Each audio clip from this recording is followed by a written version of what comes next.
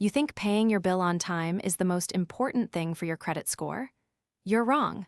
Or at least, it's not the only thing. In fact, if you're relying solely on your payment history to fix your credit, you might be leaving hundreds of points on the table. Welcome back to Fiscal Beacon. I'm your host, and today we are pulling back the curtain on the black box of credit scoring. We're going to look at exactly what moves the needle, using real numbers and simple logic. No jargon, no hype, just the truth.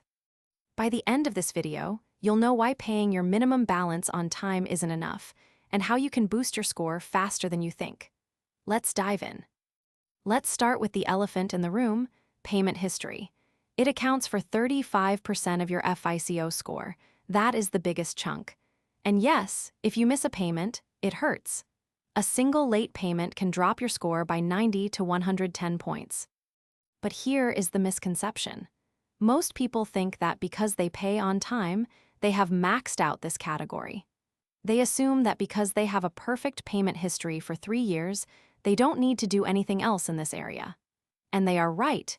You can't improve this specific 35% any further if you're already perfect.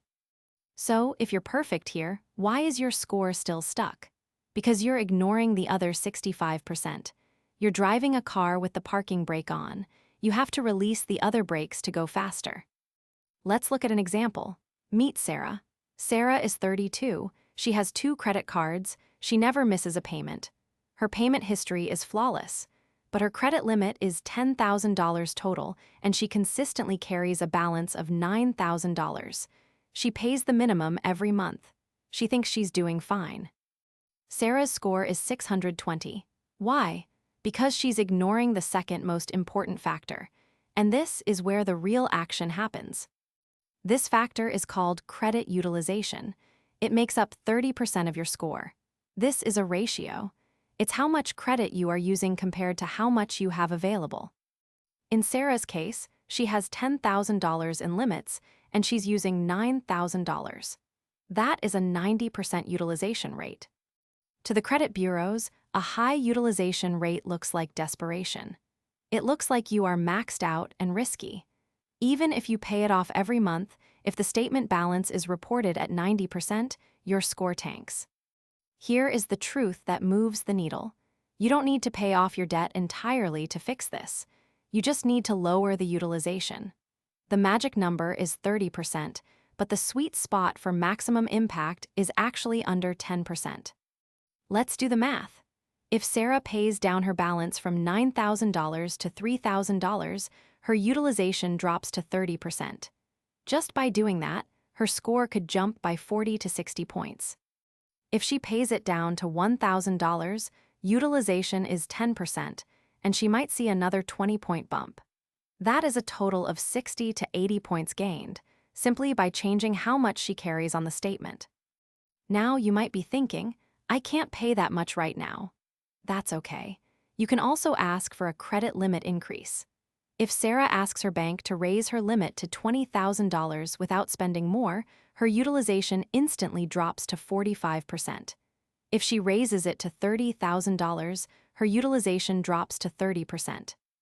Important note, make sure the issuer doesn't do a hard inquiry when you ask for a limit increase. A soft pull, which many do for existing customers, won't hurt your score. But check first. This is the fastest way to move the needle. Paying down balances or increasing limits affects your score in one billing cycle. Payment history takes years to build. Utilization is the lever you can pull today. Now, let's talk about the factor that is completely invisible to most people, length of credit history.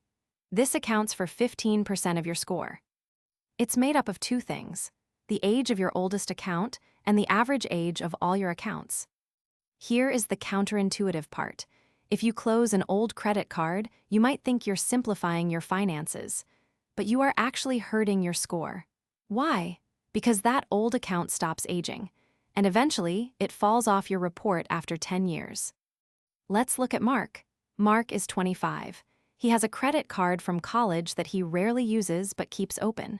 He also just opened a new store card. His average account age is 2 years.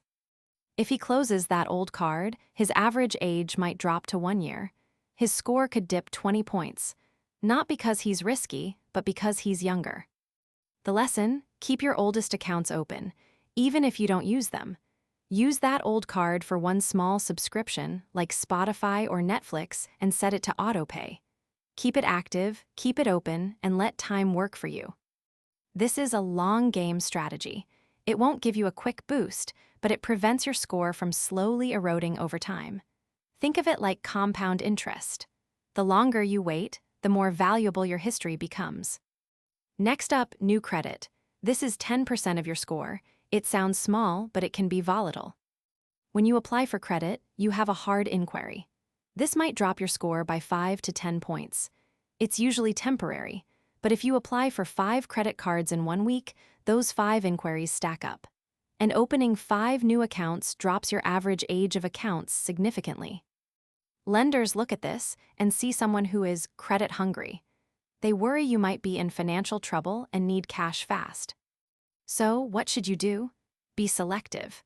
Only apply for credit when you need it. If you're shopping for a mortgage or auto loan, know that multiple inquiries for the same type of loan within a 14 to 45-day window are often treated as a single inquiry by FICO. So, do your shopping in a tight window. But for credit cards, just say no, wait, let your score stabilize. Okay, so we've covered the big 4. Payment history, 35%, utilization, 30%, length of history, 15%, and new credit, 10%. That's 90%. The remaining 10% is your credit mix, having a mix of credit cards, loans, and mortgages. But for most people, you can't control that much. You can't just take out a car loan because it helps your score. That's bad advice. So, here is your actionable plan for the next 30 days. Step 1, check your utilization. Call your issuers or log in. What is your total balance versus total limit? Aim for under 10%. If you can't pay it down, ask for a limit increase. Step 2, pay early. If your statement closes on the 15th, pay the balance on the 10th. This ensures the lowest possible balance is reported to the bureaus. Step 3, don't close old cards. Keep them open even if you don't use them. Step 4, set up autopay for at least the minimum payment. This protects your 35% payment history. Never risk a late payment. Remember, credit scores are not a measure of your character. They are a measure of your risk. And risk is calculated by numbers, not intentions. If you follow these steps, you will see movement. You might not see it in one day, but within 2 or 3 billing cycles, you will see the needle move. And that higher score can save you thousands over the life of a mortgage or car loan. Now, a quick disclaimer. I am sharing educational information based on general FICO models. I am not a financial advisor. Your situation is unique.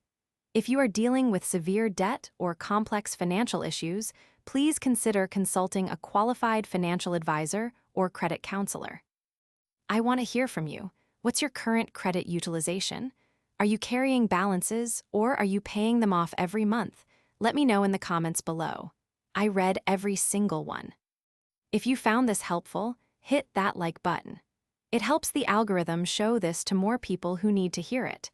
And subscribe to Fiscal Beacon for more no-nonsense money advice.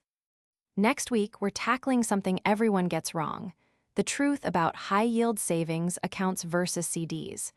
Which one actually beats inflation? You don't want to miss that. Thanks for watching,